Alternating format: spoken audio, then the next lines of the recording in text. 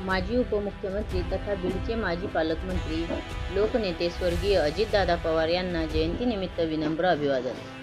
लिंबा गणेश दिनांक 22. माजी उपमुख्यमंत्री तथा बीडचे माजी पालकमंत्री, लोकनेते स्वर्गीय अजितदादा पवार यांच्या जयंतीनिमित्त आज दिनांक 22 जुलै बुधवार रोजी लिंबा गणेश ग्रामपंचायत कार्यालयात त्यांच्या प्रतिमेस पुष्पहार अर्पण करून विनम्र अभिवादन करण्यात आले.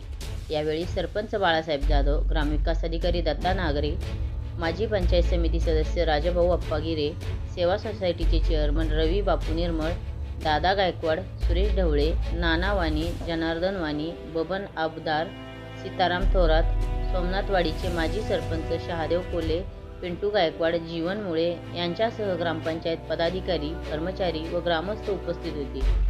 यावेळी स्वर्गीय अजितदादा पवार यांच्या सामाजिक, राजकीय व लोकहिताच्या कार्याला रवी बापू निर्मळ, डॉ. गणेश ढवळे, नाना वाणी आदी उपस्थितांनी उजाळा देत त्यांच्या स्मृतींना विनम्र अभिवादन केले.